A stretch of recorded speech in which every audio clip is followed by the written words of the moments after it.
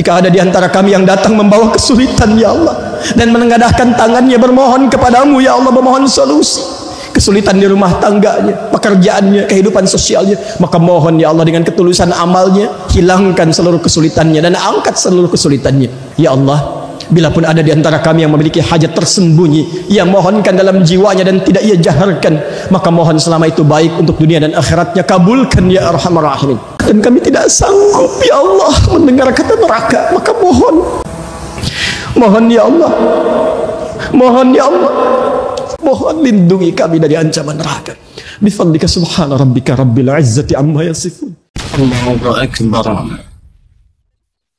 Allahu akbar, Allahu akbar, walillahil hamd. Allahu akbar kabira, walhamdulillahi katsiran, wa subhanallahi bukratan wa asila. La ilaha illallah, wallahu akbar, Allahu akbar, walillahil hamd. Alhamdulillahi wa kafa, wassalatu wassalamu ala rasulillahil mustafa, wa ala alihi wa sahbihi wa man watha. Amma ba'd. فيا أحباب الله وأحباب رسوله صلى الله عليه وسلم عباد الله، أوصي نفسي وإياكم بتقوى الله فقد فاز المتقون، فلا تموتن إلا وأنتم مسلمون. فقال تعالى: يا أيها الذين آمنوا اتقوا الله حق تقاته ولا تموتن إلا وأنتم مسلمون. الله أكبر، الله أكبر، الله أكبر، ولله الحمد. Hadirin jamaah Idul Adha rahimani wa rahimakumullah. Hari ini tepat setelah 9 hari kita berjuang di permulaan awal Dzulhijjah untuk mendapatkan cinta dan perhatian Allah Subhanahu wa taala seperti diisyaratkan oleh Nabi sallallahu alaihi wasallam, dan dikutip kemudian sabda Nabi ini oleh Ibnu Abbas radhiyallahu taala anhuma, lalu ditampilkan oleh Al-Imam Al-Bukhari dalam kitab sahih beliau rahimahullah di babul kitabul Aidaini di nomor hadis 969, qala Rasulullah sallallahu alaihi wasallam: ma min ayyamin al-'amalu salihu fihinna ahabbu ila Allah min hadhihi al-ayyam al-'ashr. Qalu wala al-jihadu fi sabilillah ya Rasulullah. Qala wala al-jihadu fi sabilillah illa rajulun kharaja bi nafsihi wa malihi wa lam yarji' min dhalika bi syai'. Kata Nabi, tidak akan ditemukan dalam perputaran hari selama setahun saat amal saleh dikerjakan di hari itu nilainya lebih tinggi di sisi Allah dan naik statusnya menjadi dicintai oleh Allah Subhanahu wa taala. Itulah 10 hari pertama di bulan Dzulhijjah. Sahabat bertanya, ya Rasulullah, apakah jihad fi sabilillah tak mampu mengungguli itu? Jawab Nabi, bahkan jihad fi sabilillah pun tak mampu mengungguli keutamaan di 10 hari pertama awal Dzulhijjah itu, kecuali seorang pejuang yang berjuang dengan jiwa dan hartanya sampai ia wafat kembali kepada Allah Subhanahu wa taala. Hadirin sekalian, hari ini adalah tepat puncak hari perjuangan itu di hari ke-10 di bulan Dzulhijjah di tahun 1443 Hijrah, yang disebut hari ke-10 ini dengan Idul Adha, disebut pula dengan Idul Qurban. Id dalam bahasa Arab berarti kembali, kembali ke asal mula. Tempatnya disebut dengan ma'ad. waktunya disebut dengan mi'ad.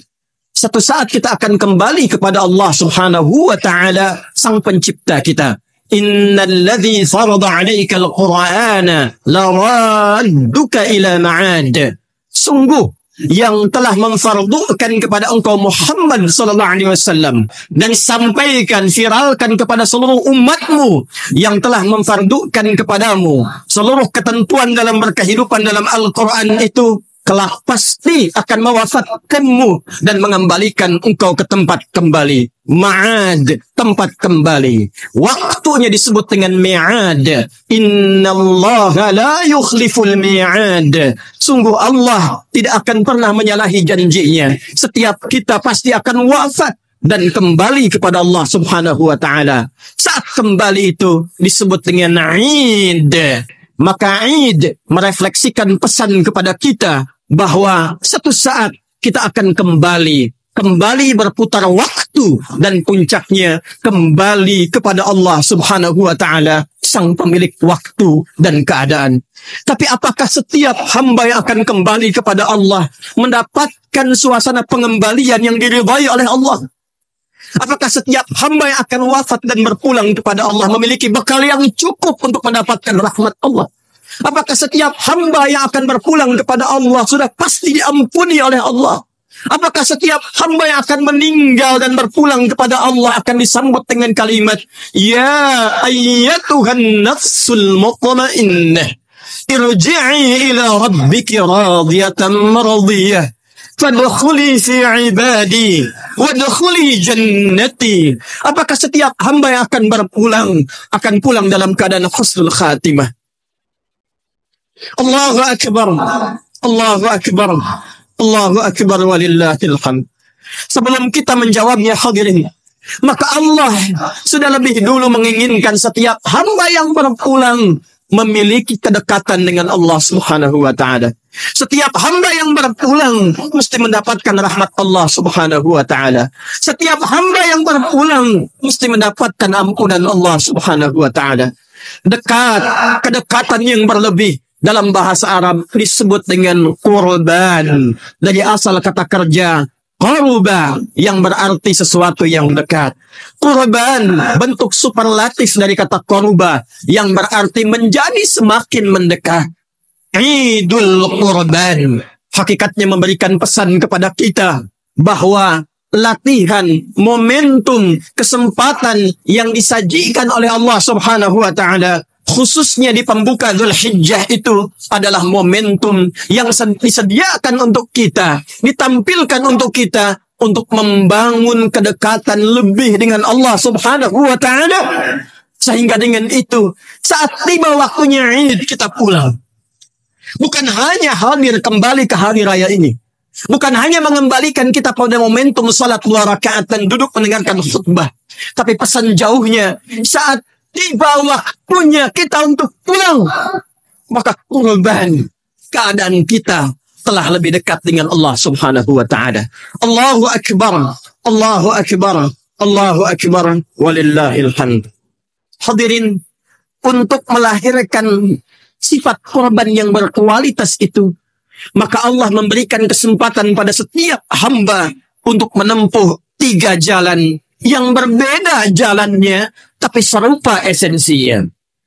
Jalan pertama, ada yang diundang langsung oleh Allah Subhanahu wa ta'ala ke Baitullah, di tanah haram, untuk menunaikan satu ibadah yang disebut dengan ibadah haji itu. Hakikat haji tertumpu pada Arafah. Kata Nabi SAW dalam sabdanya yang populer, Al-Hajju Arafah. Puncak haji itu ada pada momentum Arafah. Dalam Arafah disebut dengan Arafah bukan sekedar datang, duduk, diam, tapi disebut dengan wukuf, berkontemplasi, mengenal diri, mengenal Allah, mengoreksi apa yang selama ini menjadikan seorang hamba jauh dari Allah Subhanahu wa ta'ala. Kenapa selama ini dipanggil salat masih tunggu iqamat? Kenapa selama ini masih menunda-nunda sholat bahkan untuk mengejar kesenangan dunia semata? Kenapa sampai usia puluhan tahun masih belum dekat dengan Allah? Belum mampu membaca Al-Quran? Belum bisa konsisten menunaikan sholat sunnah? Belum mampu untuk bersedekah? Belum bisa menunaikan puasa sunnah? Maka dia duduk, dipanggil oleh Allah.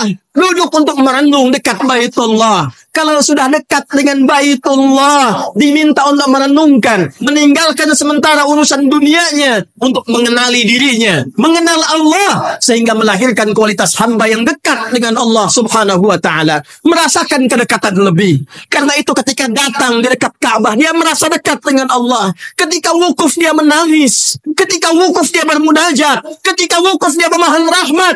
Itulah yang disebut dengan korban. Itulah yang disebut dengan korban. Maka pada saat itulah keadaan dirinya lebih dekat dengan Allah Subhanahu wa taala. Maka hadirin, kalau Allah sedang mengundang dekat di dekat Ka'bah, wukuf di Arafah untuk mengenali dirinya, belum mampu dia mendekat kepada Allah, maka dengan cara apa lagi Allah mendekatkan hamba itu kepada Allah Subhanahu wa taala? Allahu akbar. Allahu akbar. Allahu akbar. Esensi haji Arafah puncaknya membangun kedekatan diri dengan Allah Subhanahu wa taala. Di hari ke-9 ia kerjakan. Tepat berpindah kemudian ke hari ke-10 dia menyadari ini yang menjadikan selama ini saya jauh dari Allah, tidak dekat dengan Allah, karena saya tidak mampu mengendalikan nafsu diri. Dikenal dengan aqabah. Dikenal dengan aqabah, nafsu duniawi, nafsu untuk berbuat maksiat. Itu yang menjauhkan diri dari Allah. Maka dia datang kemudian ke Muzdalifah. Dia berzikir, ingat-ingat Allah. فَإِذَا أَفَضْتُم مِّنْ عَرَفَاتٍ فَاذْكُرُوا اللَّهَ عِندَ الْمَشْعَرِ الْحَرَامِ. Kalau sudah tuntas di Arafat, engkau sadar selama ini engkau jauh dari Allah. Engkau sadar selama ini engkau tidak dekat dengan Allah. Engkau menemukan penyebabnya. Maka engkau langsung berzikir kepada Allah. Pergi ke Mash'aril Haram di Muzdalifah. Komitmen untuk melepaskan semua sebab yang menjauhkan dari Allah itu. Maka datanglah ia ke jamarat. Ia lempari semua sebab itu yang bersumber dari dalam dirinya. Disebut dengan aqabah. Bismillah ya Allahu Akbar. Bismillah ya Allahu Akbar. Bismillah ya Allahu Akbar. Maka lepaslah semua sebab-sebab yang menjadikan sebelumnya ia jauh dengan Allah. Dan setelah lontaran itu, dia semakin dekat dengan Allah. Dan dia berjanji kepada Allah menghadap ke arah kiblat. Dia katakan, Inni wajjahtu wajhiya lilladhi fataras samawati wal ard. Hanifan musliman wa ma ana minal musyrikin. Inna salati wa nusuki wa mahyaya wa mamati lillahi rabbil alamin. La syarika lah. Wa bidhalika umirtu wa ana minal muslimin. وَبِذَلِكَ أُمِرْتُ وَأَنَا أَوَّلُ الْمُسْلِمِينَ. Ya Allah, sejak hari ini aku pasrahkan diriku. Aku pasrahkan diriku untuk lebih dekat denganmu. Aku bersaksi menghadapkan diriku kepadamu, penguasa langit dan bumi semesta alam. Aku berjanji ya Allah, sungguh seluruh salatku, ibadahku, manasikku, bahkan hidupku, bahkan wafatku, bila pun engkau wafatkan aku di tempat ini, di tanah haram ini, aku berjanji akan menjadi muslim yang baik, tidak pernah menyekutukanmu. Sejak detik ini aku pasrahkan hidupku untuk menjadi muslim yang patuh kepadamu. Maka saat pulang ia ke tempat asalnya, ke negeri asalnya, hilang sifat-sifat buruknya, berganti sifat baiknya. Sifat baik yang lahir setelah buruknya sirna disebut dengan birrun. Melekat kepada dirinya disebut dengan mabrurun. Maka disebutlah oleh Nabi al-hajjul mabruru laisa lahul jazaa'u illal jannah. Haji yang bisa merubah lakunya menjadi lebih baik, lebih dekat dengan Allah, dan mempertahankan itu sampai ia wafat, maka tidak ada pahala yang setimpal, balasan yang serupa pada dirinya, kecuali Allah siapkan surga untuknya dan dipanggil dengan panggilan yang indah di akhir hidupnya. Allahu Akbar, Allahu Akbar, Allahu Akbar, walillahil hamd. Semoga Allah menjadikan para jemaah haji kita seluruhnya tanpa kecuali hajjan mabrura. Hadirin yang kedua, Allah memahami, Allah mengerti Ada sebagian hamba diberikan yang kemudian penguatan atau bahkan dengan mengenakan mendapatkan kesempatan untuk mendapatkan tinggalkan yang pertama tadi, jauhi yang dilarang, jangan potong kuku dulu, jangan potong rambut dulu, karena Allah yang berbeda caranya tapi sama esensinya. Bahkan ibadahnya pun disebut dengan ibadah yang serupa sampai ujung asalnya itu semua akhirnya yaitu korban. Maka disebutlah ibadah yang kedua dengan ibadah meninggalkan segala yang dilarang.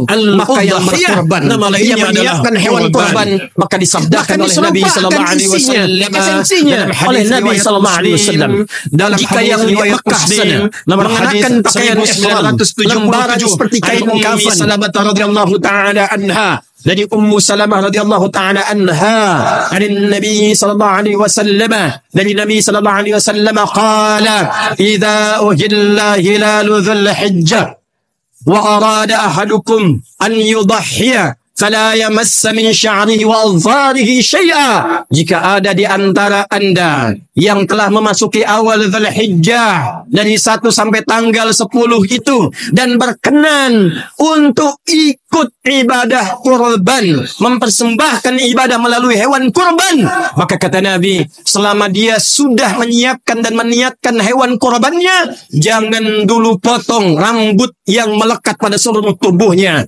Jangan dulu cukur itu. Jangan dulu potong kuku yang melekat pada seluruh jemari tangan dan kakinya.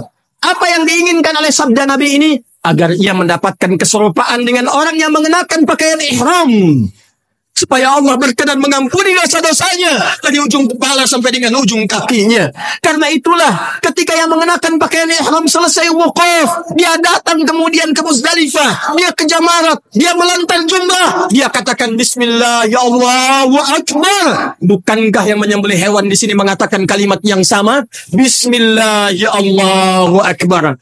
Kalau orang yang mengenakan pakaian ihram selesai melontar menghadap ke arah kiblat, mengatakan inni wajjahtu, bukankah hadis riwayat Ibnu Majah dari Jabir bin Abdullah radhiyallahu taala anhu dari Nabi sallallahu alaihi wasallam menyampaikan kepada kita, orang yang berkorban itu setelah disembelih korbannya menghadap dia ke arah kiblat, bermohon kepada Allah. Apa yang ia mohonkan? Kalimat yang sama dengan orang yang berhaji yang telah melontar jumrah itu. Inni wajjahtu wajhiya lilladzi fataras samawati wal arda hanifan musliman wa ma ana minal musyrikin. Inna salati wa nusuki wa mahyaya wa mamati lillahi rabbil alamin la syarika lah wa bidzalika umirtu wa ana minal muslimin wa bidzalika umirtu wa ana awwalul muslimin. Jika yang bisa melontar dan merasakan kekurangan dirinya dan melontar itu, maka yang di sini menyembelih dan merasakan apa sesungguhnya sifat hewani yang melekat dalam diri ini yang menjadikan saya jauh dari Allah. Karena sifat hewani diwakili oleh nafsu. Lawan nafsu itu adalah takwa. Di Quran nafsu dilawankan dengan takwa. Nama lain nafsu itu fujur. Quran surah 91 Asy-Syams di ayat 7 sampai 10 itu, wa nafsin wa ma sawwaha fa'alhamaha fujuraha wa taqwaha qad aflaha man zakkaha wa qad khaba man dassaha. Ada orang yang dalam hidupnya lekat dengan sifat takwa. Diminta salat, dia salat. Diminta infak, dia infak. Diminta baca Quran, dia Quran. Dia dekati Quran, dia berdoa kepada Allah. Karena itu ketika dibuka ciri orang pertama takwa dalam Al-Quran, dzalikal kitabu la raiba fihi hudan lil muttaqin. Siapa orang ini? Alladzina yu'minuna bil ghaibi wa yuqimuna as-shalah wa mimma razaqnahum yunfiqun. Walladzina yu'minuna bima unzila ilayka wa ma unzila min qablik wa bil akhirati hum yuqinun. Tapi ada yang menghambat dia untuk gemar menunaikan salat. Ada yang menghambat dia untuk tidak berinfak. Ada yang menghambat dia bahkan untuk sekedar belajar ngaji baca Quran. Apa itu? Sifat hewaninya. Sifat hewaninya. Bahkan ada kata Al-Quran orang-orang yang saking meninggikan nafsunya lebih daripada binatang. Balhum adall. Quran surah ke-7 ayat 179. Sapi hewan, ia hanya memakan rumput. Manusia ada yang memakan aspal. Manusia ada yang makan harta yang haram. Manusia ada yang makan batu. Manusia ada yang makan gunung. Manusia ada yang makan emas. Demi mengejar emas itu dia meninggalkan salat. Demi mengejar perak itu dia berselisih. Dia bahkan saling bertengkar. Dia bahkan saling menumpahkan darah yang tidak pernah itu semua dilakukan oleh hewan. Maka saat hewan itu disembelih, bayangkan dengan mengalirnya darah itu. Disitulah kita bertekad kepada Allah untuk meninggalkan perbuatan sifat hewani. Jika yang berhaji mendapatkan takwa, maka yang berkorban lewat hewan pun disamakan dengan Allah dengan penerimaan takwanya. Quran surah kedua Al-Baqarah ayat 197 untuk yang berhaji. Wa tazawwadu fa inna khairaz zadi taqwa. Hei, yang berangkat haji, berbekal yang aku terima dari bekal kalian adalah takwanya. Itu yang terbaik. Yang berkorban dengan hewan, Quran surah ke-22 ditempatkan di surah Haji, surah Al-Hajj di ayat yang ke-37. La yanalallaha luhumuha wala dima'uha walakin yanaluhu taqwa minkum. Allah tidak butuh, tidak menerima, bukan yang sampai kepada Allah dagingnya, bukan darahnya, tapi takwa kalian. Ketika nafsunya disembelih, takwanya muncul. Ketika nafsunya di sana dilempar, takwanya muncul. Maka berpeluang yang di sana mabrur, yang di sini mabrur. Allahu Akbar, Allahu Akbar, Allahu Akbar. Hadirin sebagai penutup yang ketiga. Ya Allah, saya belum terpanggil haji. Saya belum punya kemampuan berkorban lewat hewan. Apa yang bisa mampu saya lakukan? Faqala Rasulullah sallallahu alaihi wasallam, maka Nabi sallallahu alaihi wasallam langsung bersabda dan diriwayatkan oleh Imam Muslim rahimahullahu taala, qala Rasulullah sallallahu alaihi wasallam, siyamu yaumi arafah anni ahtasibu 'ala Allah an yukaffira as-sanata al-madiyata wal baqiyah. Bila ada yang belum berhaji, belum mampu berkorban, maka kata Nabi, tunaikan puasa. Tunaikan puasa. Bukankah wukuf hari ke-9? Bukankah yang tidak wukuf pun puasa di hari ke-9? Perhatikan cara memahaminya. Yaumul Arafah, yang di sana wukuf di hari ke-9, yang belum sempat wukuf puasa di hari ke-9, cara menunaikan puasanya siyamu yaumi arafata. Maka saat engkau berpuasa itu, ikuti cara mendekat kepada Allah seperti orang wukuf di Arafah. Itu maksudnya. Bukan hanya menahan lapar dan haus, bukan hanya menahan syahwat, tapi saat puasa di hari ke-9 itu, seperti orang wukuf mengoreksi diri, introspeksi, muhasabah. Maka kita pun yang di sini yang tidak berangkat menunaikan haji, maka introspeksi diri di hari ke-9 itu. Kita merenung, apa yang selama ini menjadikan saya salah, sehingga tak mampu dekat dengan Allah? Apa yang menjadikan selama ini saya jauh dari Allah? Orang sebelum azan sudah siap-siap ke masjid. Saya bahkan tempat dekat dengan masjid, adzan sudah selesai. Waktu sholat akan berganti, belum ada sentuhan kepada jiwa. Apa yang salah? Anak kecil 3-4 tahun hafal Quran. Ada yang matanya bahkan tidak mampu melihat. Saya diberikan oleh Allah 30 tahun, 40 tahun, 50 tahun, 70 tahun. Bahkan untuk sekedar baca Quran pun belum punya waktu. Apa yang salah? Kata Allah, merenung engkau. Kata Nabi, tunaikan puasa dan renungi itu. Sejenak berkontemplasi. Mungkin dengan puasa akan lebih tenang. Mungkin dengan puasa akan lebih khusyuk. Kalau mampu melakukan itu dan tobat dia, sadar dia, merenung dia, dan terjadi kedekatan hubungan dengan Allah Subhanahu wa taala saat dia meminta ampun kepada Allah. Kata Nabi, diampuni dosa yang telah berlalu minimal setahun ke belakang itu, dan dijaga dia tidak berbuat dosa lagi setelah itu. Bagi orang yang haji takwa, orang yang korban lewat hewan disebut dengan takwa, dan orang yang berpuasa pun ujungnya adalah takwa. Bukankah ayat tentang puasa ditutup dengan kalimat takwa? Kama kutiba 'alal ladzina min qablikum la'allakum tattaqun. Allahu akbar, Allahu akbar, Allahu akbar. Hadirin, tinggal kini kita harus mampu menempatkan diri kita di mana kita diinginkan oleh Allah dan Rasulullah sallallahu alaihi wasallam. Apakah berhaji? Apakah kurban lewat hewan? Ataukah dengan kemarin kita berpuasa, atau ada saudara kita yang hari ini berpuasa, maka buktikan dengan semua itu kita berhasil dengan pilihan itu dan menjadi lebih dekat dengan Allah Subhanahu wa taala. Jangan sampai mengorbankan hewan tapi tak mampu berkorban dekat dengan Allah Subhanahu wa taala. Saat nanti hewannya disembelih, menghadaplah ke kiblat. Duduk tenang, berdoa kepada Allah, mohon ampun.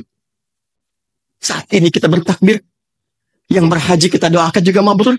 Tapi Allah menginginkan semua mendapatkan mabrur yang sama, baik yang haji ataupun yang tidak berangkat haji dengan amal yang telah diutarakan tadi. Ingat, Idul Kurban bukan sekedar mengembalikan kita dekat dengan Allah, tapi menyadarkan kita, hei, kamu itu satu saat akan pulang kepada aku. Engkau akan meninggal, kata Allah. Engkau akan wafat. Maka mumpung masih hidup, bangun kedekatan dengan Allah Subhanahu wa taala. Jangan sampai setelah wafat termasuk golongan yang dikatakan fa asaddaqa wa aqum minas salihin. Ya Allah, beri kesempatan aku sedikit saja sekali lagi. Walaupun hanya seberapa detik, aku ingin memperbaiki hidup, beramal saleh. Namun sayang, kesempatan itu telah sirna. Maka kalau kita telah menyadari itu, silahkan bertakbir. Kalau belum sadar juga, renungkan ada 3 hari di hari tasyrik. Karena 3 hari tasyrik hakikatnya renungan. Qala Allah Ta'ala di surat Al-Baqarah di ayat ke-203. Wadhkurullaha fi ayyamin ma'dudat. Kalau belum sadar juga akan pulang. Belum ngerti juga sampai hari ke-10 ini. 3 hari renungi diri. Karena itu disebut dengan harinya hari Muna. Hari berharap supaya lebih baik. Hari berharap dekat dengan Allah. Hari berharap menjadi hamba yang lebih baik. Dekat dengan Allah Subhanahu wa ta'ala. Disitulah kita memperbanyak takbir. Di situ kita kemudian memperbanyak rahmat Allah diharapkan dengan berdoa memohon kebaikan. Allahu Akbar. Allahu Akbar. Walillahil hamd. Mari kita berdoa. Semoga doa kita melembutkan hati kita. Menjadikan hati kita tertaut dekat dengan Allah Subhanahu wa ta'ala. Dan dengan itu diterima amal ibadah kita. Alhamdulillahi Rabbil Alamin. Nahmaduka ya Allah hamdan kama alamtana an nahmadak. ونشكرك شكرا كما علمتنا أن نشكرك أنت المقدم أنت المؤخر بيدك الخير إنك على كل شيء قدير اللهم صل وسلم وبارك على حبيبك الكريم رسولك المصطفى الأمين سيدنا محمد وعلى آله وصحبه أجمعين ربنا لا تدع لنا في مقامنا هذا وفي كل مقام إلا غفرته إذا كان له ذنب يا الله jika ada satu pun di antara kami saat ini hamba-hambamu yang datang dengan lumuran dosa, jangan biarkan ia pulang meninggalkan tempat ini ya Allah, meninggalkan area rumahmu ini ya Allah, kecuali engkau telah ampuni seluruh dosa-dosanya. Wala hamman illa farajta. Jika ada di antara kami yang datang membawa kegelisahan, jangan biarkan ia pulang kecuali engkau telah tenangkan keadaan jiwanya. Wala asiran illa yassarta. Jika ada di antara kami yang datang membawa kesulitan ya Allah, dan menengadahkan tangannya bermohon kepadamu ya Allah, memohon solusi. Kesulitan di rumah tangganya, pekerjaannya, kehidupan sosialnya, maka mohon ya Allah dengan ketulusan amalnya, hilangkan seluruh kesulitannya dan angkat seluruh kesulitannya. Allahumma ya arhamar rahimin wala hajatan min hawaijid dunya wal akhirati fiha laka ridwan wa fiha lana salah illa qadaitaha ya arhamar rahim. Ya Allah, bila pun ada di antara kami yang memiliki hajat tersembunyi, yang mohonkan dalam jiwanya dan tidak ia jaharkan, maka mohon selama itu baik untuk dunia dan akhiratnya, kabulkan ya arhamar rahimin. Allahumma ya Allah taqabbal min hujjajina hajjahum hajjan mabrura wa sa'yahum sa'yan mashkura wa dhanbahum dhanban maghfura. Ya Allah, kami mohon ya Allah, mohon ya Allah, terimalah seluruh amal saleh para jemaah haji dari manapun yang datang berhaji di tahun ini dan tahun-tahun sebelumnya. Ya Allah, ampuni dosa-dosa mereka ya Allah. Terima usaha kerja keras mereka untuk beribadah ya Allah, dan jadikan haji mereka haji yang mabrur. Allahumma taqabbal minna qurbanana bil udhiyah ya Allah ya arhamar rahim. Taqabbal minna qurbanana ya Allah bi udhiyatina ya arhamar rahim. Ya Allah, jika ada yang ingin mendekat kepadamu lewat hewan kurban, maka mohon terima kurban mereka ya Allah, dan jadikan dengan hewan itu merubah diri mereka lebih dekat kepadamu ya arhamar rahim. Tanamkan jiwa takwa dalam mereka dan jauhkan mereka dari pengaruh nafsunya. Allahumma ya arhamar rahimin taqabbal minna siyamana siyama yaumi arafah ya arhamar rahim. Bila pun ada yang mendekat kepadamu dengan puasa Arafah dan perenungan itu, maka mohon ya Allah, terima siam mereka ya Allah, dan jadikan puasa yang mereka tunaikan mampu merubah diri kami lebih baik dekat denganmu ya arhamar rahimin. Allahumma iza kana hunalika baqiyata ayyamina faj'al baqiyata ayyamina hayatan thayyibah Ya Allah, jika memang takdir hidup kami Engkau berikan kesempatan lebih baik untuk menjalani sisa hidup kami, maka mohon jadikan sisa hidup kami lebih baik daripada sebelumnya, sesuai dengan apa yang Engkau inginkan ya Arhamar Rahimin, kama tuhibbu wa tarda. Wa idza kana hadha al-yawm min akhir ayyamina faj'al akhir yawmina husnal khatimah. Ya Allah, jika memang hari ini kami mesti kembali kepadamu, wafat kembali, maka mohon jadikan akhir wafat kami husnul khatimah.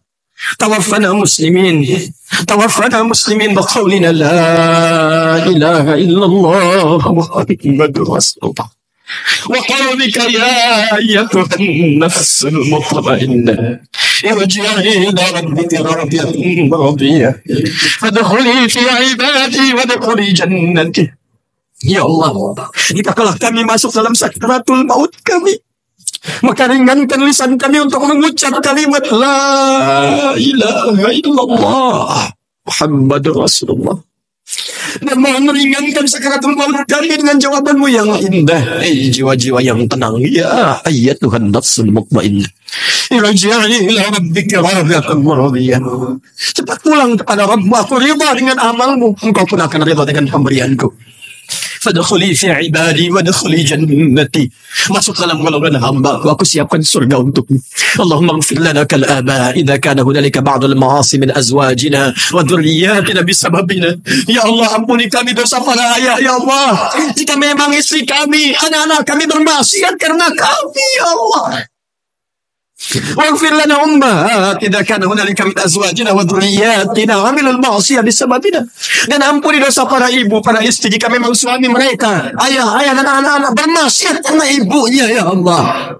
Waghfir lana kal aulad wa dhurriyyah idza kana hunalika al aba ibta'adu 'anka bisababina ya Allah. Dan ampuni kami dosa para anak jika memang orang tua kami jauh darimu karena sebab kami ya Allah.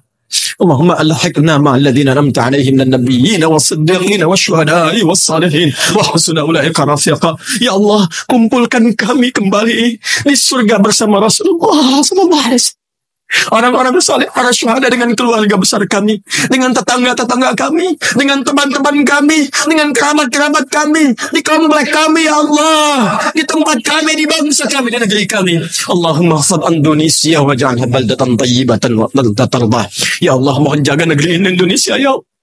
Jauhkan dari perpecahan ya Allah. Satukan kami ya Allah. Jauhkan kami dari perselisihan ya Allah. Berikan bimbingan kepada para pemimpin kami agar bersikap adil dalam kepemimpinannya, dan lindungi mereka dari keburukan ya Allah. Allahumma khfad ulama'ana waj'alhum mukhlasin lakad-din. Dan mohon jaga para ulama kami ya Allah. Jauhkan mereka dari perselisihan. Ikhlaskan hati mereka. Berikan bimbingan mereka supaya lebih taat kepadamu ya Allah. Rabbana atina fid dunya hasanah wa fil akhirati hasanah wa qina adzabannar. Ya Allah, anugerahkan segala kebaikan yang mampu kami dapati di dunia ini, dan kemuliaan di akhirat yang mampu kami raih. Dan kami tidak sanggup ya Allah mendengar kata neraka, maka mohon lindungi kami dari ancaman neraka. Bifadlika subhana rabbika rabbil izzati amma yasifun wassalamun alal mursalin subhanaka Allahumma wa bihamdika nashhadu an la ilaha illa anta nastaghfiruka wa natubu ilaik. Wa akhiru da'wana alhamdulillahi rabbil alamin. Hadirin sekalian, demikian khutbah Idul Adha yang disampaikan. Saya mengajak kepada seluruhnya untuk lebih mendekatkan diri kepada Allah, bangun persatuan, harmoni, cintai saudara-saudari kita. Sekalipun ada perbedaan menunaikan Idul Adha, perbedaan itu jadikan untuk saling mencintai dan mendekatkan diri kepada Allah. Jangan saling mencela, jangan saling mengguguli, dan jadikan itu sebagai momentum untuk saling merangkul dan mencintai. Barakallahu li wa lakum fil Qur'anil azim wa nafa'ani wa iyyakum bima fihi minal ayati wa dhikril hakim wa taqabbala minni wa minkum tilawatahu innahu huwas sami'ul azim innahu huwas sami'ul alim innahu huwas sami'ur rahim. Assalamualaikum warahmatullahi wabarakatuh.